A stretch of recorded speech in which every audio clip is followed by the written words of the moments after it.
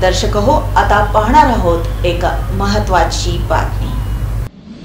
सोलापुरातील भोजप्पा तांडा कवठे तालुका उत्तर सोलापूर येथील रहिवासी राहुल रतन राठोड वय 34, रतन गोविंद राठोड वय 63 या दोघांची प्राथमिक आरोग्य केंद्रातील डॉक्टरास शिवीगाळ आणि मारहाण केल्याप्रकरणी असलेल्या खटल्यामध्ये सत्र न्यायालयानं निर्दोष मुक्तता केली आहे। 6 जून 2020 रोजी दुपारी तिरे येथील प्राथमिक आरोग्य केंद्रातील डॉक्टर गोडसे, डॉक्टर कुलकर्णी हे इतर स्टाफसह कोरोना पॉझिटिव्ह रुग्णांच्या नातेवाईकांची कॉन्ट्रॅक्ट ट्रेसिंगसाठी भोजप्पा तांडा येथे गेले होते। यावेळी या दोघांनी त्यांच्या अंगावर जाऊन शिवीगाळ करून त्यांना लाथाबुक्क्यांनी मारहाण करून जखमी केलं।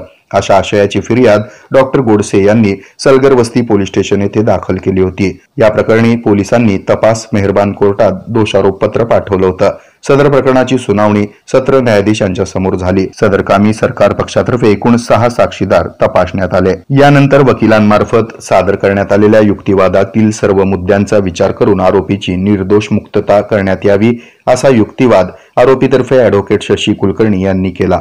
हा युक्तिवाद ग्राह्य धरून मेहरबान कोर्टानं आरोपीची निर्दोष मुक्तता केली आहे। या प्रकरणी आरोपीतर्फे advocate Shashi Kulkarni, advocate Gurudatt Borgaonkar, advocate Prasad Agnihotri, advocate Aditya Adone यांनी काम पाहिलं, तर सरकार पक्षातर्फे ॲडव्होकेट आनंद कुरडूकर यांनी काम पाहिलं।